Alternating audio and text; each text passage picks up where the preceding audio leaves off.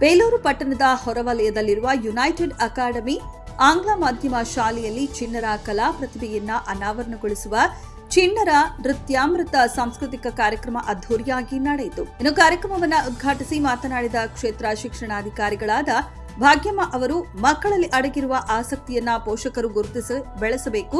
ಕೆಲ ಮಕ್ಕಳಿಗೆ ಕಲೆಯಲ್ಲಿ, ಕೆಲವರಿಗೆ ವಿಜ್ಞಾನದಲ್ಲಿ, ಆಟೋಟಗಳಲ್ಲಿ ಅಥವಾ ಐಎಎಸ್, ಪೊಲೀಸ್ ಆಗಬೇಕೆಂಬ ಕನಸು ಇರುತ್ತೆ. ಆ ಕನಸುಗಳನ್ನ ಬೆಳೆಸುವ ಪ್ರಕ್ರಿಯೆ ಮನೆ ಮಟ್ಟದಿಂದಲೇ ಆರಂಭವಾಗಬೇಕು. ಮಗು ಹೆಚ್ಚಿನ ಸಮಯವನ್ನ ಮನೆಯಲ್ಲಿ ಕಳೆಯುವ ಕಾರಣ ಪೋಷಕರೇ ಮೊದಲ ಮಾರ್ಗದರ್ಶಕರಾಗಬೇಕು. ಮಗುವಿನ ರಕ್ಷಣೆ, ಆರೋಗ್ಯ ಮತ್ತು ನಂತರ ಶಿಕ್ಷಣ ನಮ್ಮ ಮೊದಲ ಆದ್ಯತೆಯಾಗಬೇಕು.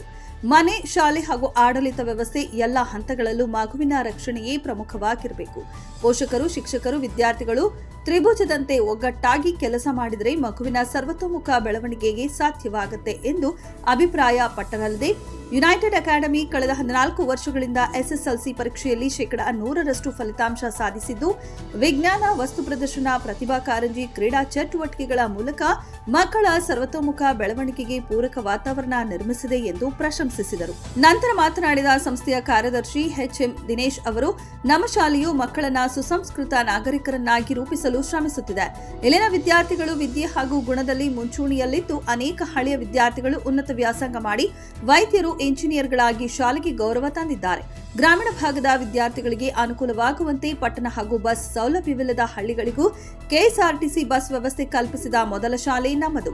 ಗ್ರಾಮೀಣ ಅಭ್ಯರ್ಥಿ ಪ್ರಮಾಣ ಪತ್ರ ಸೌಲಭ್ಯ ಹೊಂದಿರುವ ಏಕೈಕ ಶಾಲೆಯಾಗಿದ್ದು, ಅನೇಕ ವಿದ್ಯಾರ್ಥಿಗಳು ಕೃಪಾಂಕದ ಮೂಲಕ ಉನ್ನತ ಶಿಕ್ಷಣ ಹಾಗೂ ಹುದ್ದೆಗಳನ್ನು ಪಡೆದಿದ್ದಾರೆ ಎಂದು ತಿಳಿಸಿದರು. ಇನ್ನು ನಡೆದ ನೃತ್ಯಾಮೃತ ಸಾಂಸ್ಕೃತಿಕ ಕಾರ್ಯಕ್ರಮದಲ್ಲಿ ನರಸಿಂಹಾವತಾರ, ಶ್ರೀ ಮಂಜುನಾಥನ ಮಹಿಮೆ, ಆಪರೇಷನ್ ಸಿಂಧೂರ, ಸತ್ಯ ಹರಿಶ್ಚಂದ್ರ, ಗೋಕರ್ಣ ಮಹಿಮೆ, ಏಕಲವ್ಯ ನೃತ್ಯ ರೂಪಕ ಸೇರಿದಂತೆ ಪಾಶ್ಚಾತ್ಯ ನೃತ್ಯಗಳನ್ನ ಪ್ರೇಕ್ಷಕರನ್ನ ಮಂತ್ರಮುಗ್ಧಗೊಳಿಸಿತು.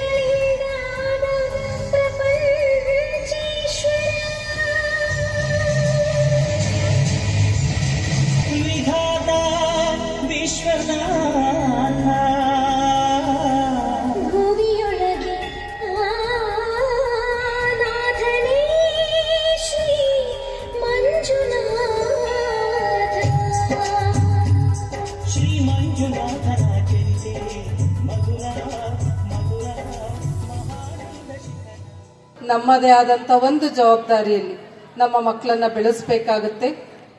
ಒಂದು ಮಕ್ಕಳಲ್ಲಿರುವಂತಹ ಆಸಕ್ತಿಯನ್ನು ಗುರುತಿಸಬೇಕಾಗುತ್ತೆ. ಮೊದಲು ಕೆಲವರಿಗೆ ಕಲೆಯ ಬಗ್ಗೆ ಆಸಕ್ತಿ ಇರುತ್ತೆ, ಕೆಲವರಿಗೆ ವಿಜ್ಞಾನಿ ಆಗಬೇಕು ಅಂತ ಆಸಕ್ತಿ ಇರುತ್ತೆ, ಕೆಲವರಿಗೆ ಸ್ಪೋರ್ಟ್ಸ್ ಅಲ್ಲಿ ಹೆಚ್ಚಿನ ಆಸಕ್ತಿ ಇರೋವಂಥದ್ದು, ಒಬ್ಬರಿಗೆ ಪೊಲೀಸ್ ಆಗಬೇಕು ಅಂತ ಅನ್ಸುತ್ತೆ, ಒಬ್ಬರಿಗೆ IAS ಆಫೀಸರ್ ಆಗಬೇಕು ಅಂತ ಕನಸಿರುತ್ತೆ.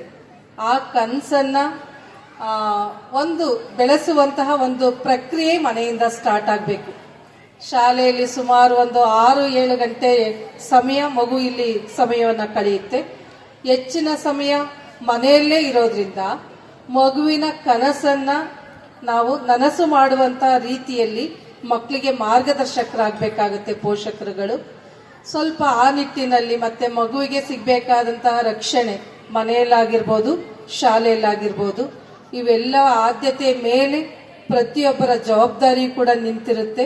ಅದು ಒಂದು ಶಾಲೆ ಆಗಿರ್ಬೋದು, ಮನೆ ಆಗಿರ್ಬೋದು, ಆಡಳಿತ ವ್ಯವಸ್ಥೆ ಆಗಿರ್ಬೋದು. ಹಾಗಾಗಿ ಒಂದು ಮಗುವಿನ ರಕ್ಷಣೆಯೇ ನಮ್ಮ ಆದ್ಯತೆಯ ಕೆಲಸ ಆಗಿರಲಿ. ಫಸ್ಟ್ ರಕ್ಷಣೆ ಇರಬೇಕು, ಆಮೇಲೆ ಆರೋಗ್ಯ ಇರಬೇಕು, ಆಮೇಲೆ ಶಿಕ್ಷಣ. ಹಾಗಾಗಿ ಪ್ರತಿಯೊಂದು ಕ್ಷೇತ್ರದ ಪ್ರತಿಯೊಂದು ಹಂತದ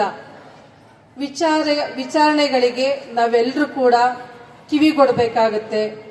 ಆ ನಿಟ್ಟಿನಲ್ಲಿ ನಾವೆಲ್ಲರೂ ಆಲೋಚನೆ ಮಾಡಬೇಕಾಗತ್ತೆ.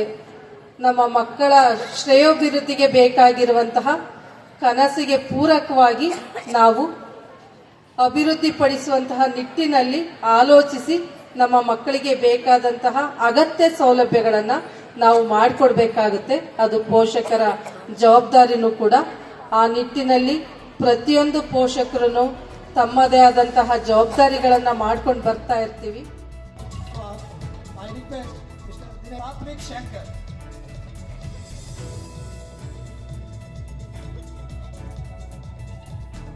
First standard, Satvik Shankar.